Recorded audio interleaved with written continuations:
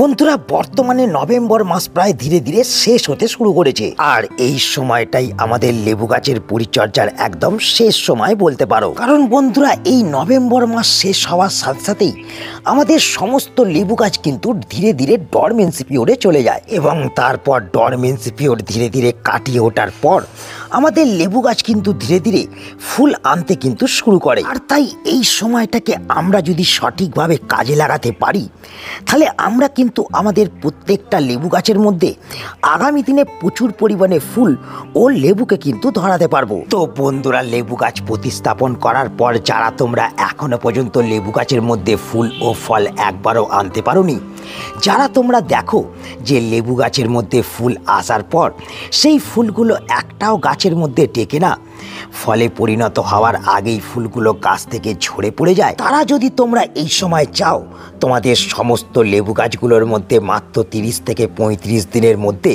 প্রচুর পরিমাণে ফুলকে আনতে এবং সেই ফুলগুলোকে ঝরে পড়ার হাত থেকে বাঁচিয়ে প্রত্যেকটা ফুল থেকে লেবুকে পেতে, তাহলে কিন্তু আজকের এই ভিডিওটাকে তোমাদের একটুও মিস করলে কিন্তু চলবে না। কারণ বন্ধুরা, আজ আমি এই ভিডিওতে তোমাদের বলবো লেবু গাছ ডরমেন্সি পিরিয়ডে যাওয়ার আগে এবং নভেম্বরের শেষ মুহূর্তে দাঁড়িয়ে তোমরা তোমাদের লেবু গাছের মধ্যে কোন কোন কাজগুলোকে করবে এবং কোন কোন খাবারগুলোকে প্রয়োগ করবে, যার ফলে তোমরা তোমাদের লেবু গাছ থেকে আগামী 30 থেকে 35 দিনের ভেতরেই প্রচুর পরিমাণে ফুল এবং ফলকে দেখতে পারবে। তাই সকলকেই বলবো ভিডিওটাকে শুরু করার আগেই ভিডিওটাকে একটা লাইক করে দাও, এবং যারা এখনও কার্তিক হর্টিকালচারকে সাবস্ক্রাইব করে রাখোনি তারা অবশ্যই কিন্তু চ্যানেলটাকে সাবস্ক্রাইব করে রাখো। বন্ধুরা, লেবু গাছ প্রতিস্থাপন করার পর আমরা কিন্তু মোট দুটো সমস্যাকে নিয়ে সকলেই নাজেহাল হয়ে পড়ি। এক হলো লেবু গাছ প্রতিস্থাপন করার পর আমরা দেখি বছরের পর বছর ঘুরে যাওয়ার সত্ত্বেও আমাদের লেবু গাছ থেকে আমরা ফুল ফল কিন্তু কোনোটাই পাই না।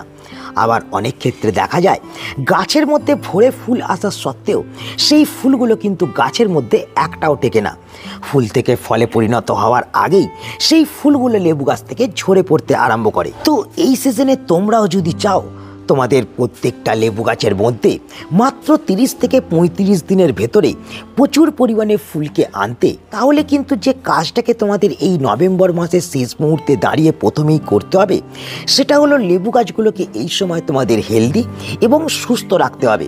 এবং তার জন্যে যে প্রথম কাজটাকে আমরা করব সেটা হলো বন্ধুরা, আমরা প্রথমেই আমাদের লেবু গাছগুলোর কাছে যাব, গিয়ে লেবু গাছের মাটিটাকে এইভাবে কিন্তু আমরা আলতো হাতে কিন্তু খুঁজে ফেলবো, যেমন তোমরা দেখছো আমি খুঁজে ফেলছি। তো এক্ষেত্রে বন্ধুরা আমি তোমাদের বলবো অতিরিক্ত পরিমাণে কিন্তু এই সময় তোমরা ডিপভাবে মাটিকে খুঁজবে না, তোমরা জাস্ট ওপরে ওপরে মাটিটাকে হালকা করে খুঁজে নেবে। খুঁজে নিয়ে তোমরা কিন্তু টবের গা বরাবর একটা এই রকম ড্রেনেজ সিস্টেম তৈরি করে নেবে, মানে একটু ফাঁকা অংশকে কিন্তু তৈরি করে নেবে। এবং এই ফাঁকা অংশকে তৈরি করে নেওয়ার পর তোমাদের কিন্তু প্রথমেই খাবারকে প্রয়োগ করতে হবে। বন্ধুরা, আমাদের প্রথমেই যে খাবারটাকে আমাদের লেবু গাছের মধ্যে প্রয়োগ করতে হবে সেটা হলো বন্ধুরা ডিএপি, যার মধ্যে আছে 18% নাইট্রোজেন এবং 46% ফসফরাস, যা আমাদের গাছের শিকড়কে এই ডরমেন্সি পিরিয়ডে ধীরে ধীরে মজবুত ও শক্তিশালী করে তুলবে, গাছের কাণ্ডকে মোটা ও বলিষ্ঠ করে তুলবে, যার ফলে গাছের মধ্যে আগামী সময় ফুল আসার প্রবণতা কিন্তু বাড়তে থাকবে। তো কতটা পরিমাণে এই ডিএপিকে আমাদের ব্যবহার করতে হবে? আমাদের লেবু গাছ যদি 8 থেকে 10 ইঞ্চি টবের মধ্যে থাকে, তাহলে কিন্তু আমরা এই সময় 1 চামচের 4 ভাগের 1 ভাগ ডিএপিকে প্রয়োগ করব, এবং 10 ইঞ্চির বড় টব হলে আমরা কিন্তু হাফ চামচ ডিএপিকে ব্যবহার করব। তো যেহেতু আমার এই টবটা 14 ইঞ্চির টব, তাই আমি এখানে কিন্তু হাফ চামচ ডিএপিকে একেবারে টবের গা বরাবর কিন্তু প্রয়োগ করে দিচ্ছি, তোমরা দেখতে পাচ্ছ। তো এই ডিএপিকে ব্যবহার করে দেওয়ার পর আমাদের যে 2 নম্বর খাবারটাকে নিতে হবে সেটা হলো বন্ধুরা এই লাল পটাশ, যে লাল পটাশের প্রয়োগে লেবু গাছ প্রচুর পরিমাণে আগামী দিনে যেমন ফুল আনবে, তেমন কিন্তু লেবু গাছের মধ্যে একটা এক্সট্রা এনার্জি কিন্তু এই লাল পটাশ তৈরি করবে। এর পাশাপাশি এই লাল পটাশের প্রয়োগে লেবু গাছের কিন্তু রোগ প্রতিরোধ ক্ষমতাও ধীরে ধীরে বাড়তে থাকবে। তাই আমরা যেটা করব, ডিএপিকে ব্যবহার করে দেওয়ার পর আমরা কিন্তু আমাদের 14 ইঞ্চির টব হলে, মানে 10 ইঞ্চির বড় টব হলে 2 চামচ এই লাল পটাশকে ব্যবহার করব। যদি 10 ইঞ্চি বা 8 ইঞ্চি টব থাকে তাহলে কিন্তু আমরা এখানে 1 চামচ লাল পটাশকে ব্যবহার করে দেবো। দেখতে পেলে আমার টবটা 14 ইঞ্চির টব, তাই আমি 2 চামচ লাল পটাশকে কিন্তু ব্যবহার করে দিলাম। এবং এই খাবারটাকে এই সময় ব্যবহার করে দিয়ে তোমাদের কিন্তু মাটি দিয়ে খাবারটাকে সুন্দর করে চাপা দিয়ে দিতে হবে। তো বন্ধুরা, এক্ষেত্রে তোমরা বলতে পারো যে জৈব সার কি এই সময় প্রয়োগ করা যাবে না? বন্ধুরা, যারা তোমরা জৈব সারকে দীর্ঘদিন ব্যবহার করে আসছো তারা এই সময় জৈব সারকে না ব্যবহার করে তোমরা একবার কিন্তু রাসায়নিক সারকে ব্যবহার করো, তাহলেই কিন্তু তোমরা ভালো বেনিফিট পাবে। এবং এই দুটো খাবারকে ব্যবহার করে দেওয়ার পর তোমাদের যেটা করতে হবে সেটা হলো বন্ধুরা, এই যে দ্রবণটাকে তোমরা আমার হাতে দেখতে পাচ্ছ, এই দ্রবণটাকে কিন্তু অতি অবশ্যই এই সময় ব্যবহার করতে হবে। কারণ বন্ধুরা, এই দ্রবণ আমাদের গাছের মধ্যে ফুল আনার প্রবণতাকে প্রচুর পরিমাণে কিন্তু বাড়িয়ে তুলবে। তো চলো, কিভাবে এই দ্রবণটাকে আমরা তৈরি করব, কিভাবে এই দ্রবণটাকে আমরা গাছের মধ্যে প্রয়োগ করব, সেটা আমরা এবার দেখে নিই। বন্ধুরা, শুরুতেই আমাদের কিন্তু জলকে নিয়ে নিতে হবে। তো এক্ষেত্রে তোমরা তোমাদের প্রয়োজন অনুযায়ী জল ব্যবহার করবে। আমি এখানে 1 লিটার পরিষ্কার ফ্রেশ জলকে কিন্তু এখন নিয়ে নিয়েছি। তো তোমরাও যদি চাও 1 লিটার জলকে প্রথম ব্যবহার করতে পারো। তো 1 লিটার জলের মধ্যে আমরা প্রথম যে জিনিসটাকে প্রয়োগ করব সেটা হলো বন্ধুরা এই ফিটকিরি। তো বন্ধুরা, এই ফিটকিরিকে আমরা 1 টুকরো নেব এবং নিয়ে জলের মধ্যে 30 সেকেন্ড এইভাবে কিন্তু নাড়তে থাকবো। এবং 30 সেকেন্ডের মধ্যেই তোমরা দেখতে পাবে জলের রঙটা কিন্তু ধীরে ধীরে পরিবর্তন হচ্ছে। তোমরা দেখতে পাচ্ছ ফটকিরিটা একটু গোলা মাত্রই জলের রঙটা কিন্তু একটু দুধের মতন হয়ে যাচ্ছে। তো 30 সেকেন্ড এইভাবে ফিটকিরিটা নাড়ার পর যখন তোমরা দেখবে তোমাদের এই ফিটকিরি মিশ্রিত জলটার রঙটা হালকা সাদা বর্ণের হয়ে গেছে, তখন কিন্তু তোমরা ফিটকিরিটাকে এইরকম তুলে নেবে। এবং এই ফিটকিরি মিশ্রিত দ্রবণটার সঙ্গে আমরা যেটা করব, আমরা দ্বিতীয় যে জিনিসটা মেশাবো সেটা হলো এপসাম সল্ট। দেখতে পাচ্ছ আমি কিন্তু এখানে এপসাম সল্ট 1 চামচ প্রয়োগ করে দিলাম, যাকে আমরা ম্যাগনেসিয়াম সালফেট বলি। এবং এই অবস্থায় এই দ্রবণটাকে আমরা 15 থেকে 20 মিনিট কিন্তু স্থির অবস্থাতে রেখে দেবো, যাতে এই ম্যাগনেসিয়াম সালফেট দ্রুত জলের মধ্যে গুলে যেতে পারে। এবং 15 থেকে 20 মিনিট পর আমরা কিন্তু এই দ্রবণটাকে আবার কিন্তু ভালো করে গুলে নেব, যাতে জলের মধ্যে ফিটকিরি এবং তার সঙ্গে সঙ্গে ম্যাগনেসিয়াম সালফেট দ্রুত গুলে যায়। এবং এই দ্রবণটাকে গুলে নেওয়ার পর আমরা কিন্তু আমাদের যে সমস্ত লেবু গাছের টবের মধ্যে পটাশ এবং ডিএপিকে ব্যবহার করেছি সেই গাছের মধ্যে আমরা কিন্তু প্রয়োজন অনুযায়ী ব্যবহার করে দেবো। দেখতে পাচ্ছ আমি কিন্তু একটা টবে 500 ml ব্যবহার করে দিলাম। তো বন্ধুরা, এই দ্রবণ আমাদের গাছের মাটির পিএইচ লেভেলকে যেমন ঠিক রাখবে, তেমন কিন্তু এই দ্রবণের প্রয়োগে আমরা আমাদের গাছের মধ্যে ম্যাগনেসিয়াম এবং সালফারের যোগানও কিন্তু দিতে পারবো। এবং তার সঙ্গে সঙ্গে এই দ্রবণ মাটির মধ্যে হওয়া বিভিন্ন ধরনের ছত্রাক, ব্যাকটেরিয়া, পোকামাকড়কেও অনায়াসে কিন্তু দূর করবে। এবং এর পাশাপাশি গাছের পাতাকে এই সময় হলুদ হয়ে ঝরে পড়ার হাত থেকে কিন্তু এই দ্রবণ বাঁচাবে। তো বন্ধুরা, কেবলমাত্র এই খাবারগুলোকে ব্যবহার করলেই কিন্তু হবে না, তার সঙ্গে সঙ্গে আমাদের যেটা করতে হবে সেটা হলো বন্ধুরা, আমাদের সমস্ত লেবু গাছগুলোকে এই সময় ছাদ বাগানের এমন অংশে রাখতে হবে যেখানে সারা দিনে রোদ্দুর থাকে। কারণ বন্ধুরা, আমাদের লেবু গাছ রোদকে এবং ঠান্ডাকে ভীষণভাবে কিন্তু পছন্দ করে। তাই আমরা এই সময় যেমন গাছগুলোকে ফুল সানলাইটের মধ্যে রাখবো, এমন কিন্তু আমরা লক্ষ্য রাখবো যাতে গাছগুলো সঠিকভাবে ঠান্ডার আবহাওয়াটা পায়। তাই আমরা এই সময় আমাদের লেবু গাছগুলোকে কখনোই বড় গাছের তলায় বা শেডিযুক্ত স্থানের মধ্যে কিন্তু রাখবো না। আমরা যদি ওপেন স্থানের মধ্যে আমাদের লেবু গাছগুলোকে রাখতে পারি তাহলে কিন্তু আমরা আগামী দিনে লেবু গাছের মধ্যে প্রচুর পরিমাণে কিন্তু ফুলকেও আনতে পারবো। তো বন্ধুরা, এই দ্বিতীয় বিষয়টাকে মাথায় রাখার পাশাপাশি যে 3 নম্বর বিষয়টাকে তোমাদের মেনে চলতে হবে সেটা হলো বন্ধুরা, এই সময় থেকে লেবু গাছের মাটির মধ্যে অতিরিক্ত পরিমাণে জল প্রয়োগ বা ওভার ওয়াটারিং কখনোই কিন্তু করা চলবে না। অতিরিক্ত পরিমাণে জল প্রয়োগ করলে বা গাছের মাটির মধ্যে ওভার ওয়াটারিং করলে আগামী সময় যেমন আমরা আমাদের লেবু গাছের মধ্যে ফুলকে আনতে পারবো না, তেমন কিন্তু ওভার ওয়াটারিং করার ফলে লেবু গাছের শিকড় এই সময় কিন্তু পচে যেতে শুরু করবে এবং গাছগুলো ধীরে ধীরে কিন্তু মারা যাবে।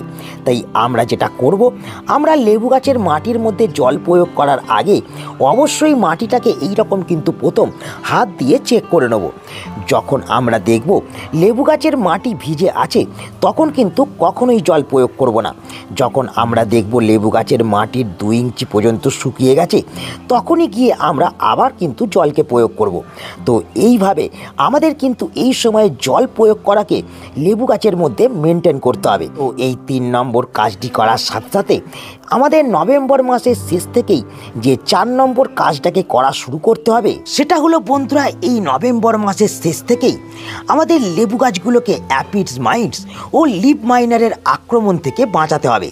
কারণ এই সময় থেকেই আমাদের লেবু গাছের পাতার মধ্যে অ্যাপিডস মাইটস ও লিফ মাইনারের আক্রমণ কিন্তু লক্ষ্য করা যায়। ফলে আমাদের লেবু গাছের পাতা হলুদ হয়ে এই সময় ঝরে পড়তে থাকে, গাছের পাতা কুঁকড়ে জড়ো হয়ে যায়, ফলে গাছ দুর্বল হয়ে পড়ে এবং ফুল ফল আসার সময় গাছ দুর্বল থাকার ফলে কিন্তু ফুল ফল আনতে পারে না। এই আমরা যেটা করব, আমরা এই সময় যেমন গাছের পরিচর্যাটা সঠিকভাবে করব, গাছের মধ্যে খাবার যেমন সঠিকভাবে প্রয়োগ করব, তেমন গাছের মধ্যে সময় সময় কিন্তু কীটনাশককেও আমরা ব্যবহার করব। তো এক্ষেত্রে আমরা কোন ধরনের কীটনাশকগুলোকে ব্যবহার করতে পারি? বন্ধুরা, তোমাদের কাছে যদি যে কোনো কোম্পানির নিম তেল থাকে সেই কোম্পানির নিম তেলকে তোমরা কিন্তু এই সময় তোমাদের প্রত্যেকটা লেবু গাছের পাতার মধ্যে প্রত্যেক 5 দিন অন্তর অন্তর একবার করে কিন্তু স্প্রে করে দিতে পারো। এবং যাদের কাছে নিম তেল নেই তারা তোমরা যেটা করতে পারো সেটা হলো বন্ধুরা, এই যে দেখতে পাচ্ছ কীটনাশকটা আমি নিয়ে চলে এসেছি, এটা হচ্ছে কনফিডার। এবং এই কীটনাশকটা যদি তোমাদের কাছে থাকে তাহলে কিন্তু তোমাদের নিম তেল ব্যবহার করার প্রয়োজন হবে না। এই কীটনাশকটাকেই তোমরা কিন্তু প্রত্যেক 7 দিন অন্তর অন্তর একবার করে লেবু গাছের পাতার মধ্যে কিন্তু এই সময় স্প্রে করতে থাকবে। তাহলেই কিন্তু লেবু গাছের পাতা কুঁকড়ে যাওয়ার সমস্যা হবে না, লেবু গাছের পাতা হলুদ হয়ে যাবে না, কোনো ধরনের পোকামাকড়ি লেবু গাছের মধ্যে আক্রমণ করতে পারবে না। কিন্তু বন্ধুরা, যারা তোমরা এই রাসায়নিক কীটনাশকগুলোকে ব্যবহার করতে চাও না তারা কিন্তু এই সময় বাড়ির মধ্যে একটা জৈব কীটনাশক তৈরি করে গাছের মধ্যে কিন্তু ব্যবহার করতে পারো। সেক্ষেত্রে আমাদের যেটা করতে হবে, আমাদের কিন্তু একটা পাত্রের মধ্যে কিছুটা জল নিতে হবে। দেখতে পাচ্ছ আমি কিন্তু এই পাত্রটার মধ্যে 1 লিটার পরিষ্কার জল নিয়েছি এবং এই পরিষ্কার জলের মধ্যে আমি যে প্রথম উপকরণটা মেশাবো সেটা হলো বন্ধুরা এই ফিটকিরি। তো এই ফিটকিরি আমাদের গাছের মাটির পিএইচ লেভেলকে যেমন ঠিক রাখে, গাছের মাটি থেকে যেমন সমস্ত ধরনের ফাঙ্গাস এবং ব্যাকটেরিয়াকে দূর করে, তেমন কিন্তু এই ফিটকিরি আমাদের ছাদ বাগান থেকে সমস্ত ধরনের পোকামাকড়কেও কিন্তু দূর করতে সক্ষম। তাই আমরা যেটা করব, 1 টুকরো ফিটকিরিকে আমরা কিন্তু জলের মধ্যে 10 থেকে 15 মিনিট কিন্তু ডুবিয়ে রেখে দেবো। এবং বন্ধুরা, 10 থেকে 15 মিনিট পর যখন আমরা দেখব জলের রঙটা এইরকম একটু সাদা বর্ণের হয়ে গেছে, তখন কিন্তু আমরা ফিটকিরিটা জল থেকে কিন্তু তুলে নেব। দেখতে পাচ্ছ আমি কিন্তু জল থেকে তুলে নিলাম এবং জলের রঙটা কিন্তু এখানে সাদা বর্ণের হয়ে আছে। তো এই ফিটকিরি মিশ্রিত জলটার সঙ্গে আমি এরপর যে দ্বিতীয় উপকরণটাকে মেশাবো সেটা হলো বন্ধুরা এই শ্যাম্পু। তো শ্যাম্পুর বদলে তোমরা হ্যান্ড ওয়াশকেও কিন্তু এক্ষেত্রে ব্যবহার করতে পারো, বা তোমাদের কাছে যদি শ্যাম্পু না থাকে, যদি ডেটল থাকে সেটাকেও কিন্তু তোমরা এই 1 লিটার জলের মধ্যে 5 ml ব্যবহার করতে পারো। তো যেহেতু আমি এখানে শ্যাম্পু ব্যবহার করছি সেহেতু আমি কিন্তু এখানে মোটামুটি 1/2 চামচ শ্যাম্পুকে ব্যবহার করব। তোমরাও শ্যাম্পু ব্যবহার করলে 1/2 চামচ এবং তার সঙ্গে হ্যান্ড ওয়াশ ব্যবহার করলেও 1/2 চামচ ব্যবহার করবে। এই 1/2 চামচ শ্যাম্পুকে প্রয়োগ করে দেওয়ার পর ভালো করে কিন্তু এই জলটাকে গুলে নিতে হবে। যতক্ষণ না জলের মধ্যে ফেনা হচ্ছে ততক্ষণ কিন্তু জলটাকে তোমাদের ভালো করে নাড়তে হবে। দেখতে পাচ্ছ আমি জলটাকে গোলা মাত্রই জলের মধ্যে কিন্তু ধীরে ধীরে ফেনা সৃষ্টি হতে শুরু হয়েছে। তো যখন তোমরা দেখবে তোমাদের এই জলটা ভালোভাবে শ্যাম্পুর সাথে মিশে গেছে বা জলের মধ্যে এই রকম ফেনা সৃষ্টি হচ্ছে, তখন তোমরা যেটা করবে, তোমরা কিন্তু ফিটকিরি ও শ্যাম্পু মিশ্রিত জলটাকে একটা স্পেয়ার মেশিনের মধ্যে ভরে এইভাবে ভালোভাবে কিন্তু প্রত্যেক 7 দিন অন্তর অন্তর বিকালবেলার দিকে লেবু গাছের পাতার মধ্যে ভালোভাবে কিন্তু স্প্রে করে দেবে। এর পাশাপাশি বন্ধুরা, আমি একটা বিষয়কে তোমাদের এই সময় সকলকেই সাবধান করছি যে কোনো ধরনের পিজিআরকে তোমরা এই সময় কিন্তু লেবু গাছের মধ্যে ভুলেও ব্যবহার করবে না। সেক্ষেত্রে লেবু গাছের ডরমেন্সি পিরিয়ড সঠিকভাবে কমপ্লিট হবে না, লেবু গাছের মধ্যে কিন্তু তোমরা ফুল আনতে কিন্তু কখনোই পারবে না। তো তাই এই ভিডিওটাকে এখানেই আমি শেষ করছি। আশা করি এই ভিডিওটা তোমাদের সকলের কাজে লেগেছে। যদি তোমাদের ভিডিও ভিডিওটা ভালো লাগে, কাজের মনে হয়, তাহলে অবশ্যই কিন্তু ভিডিওটাকে একটা লাইক করে দেবে, তোমাদের বন্ধুদের কাছে ভিডিওটাকে শেয়ার করে দেবে, এবং যারা এখনও চ্যানেলটাকে সাবস্ক্রাইব করে রাখুনি তারা অবশ্যই কিন্তু চ্যানেলটাকে সাবস্ক্রাইব করে রাখবে। তো দেখা হচ্ছে আবার একটা নতুন ভিডিওতে। সকলে ভালো থেকো, নমস্কার।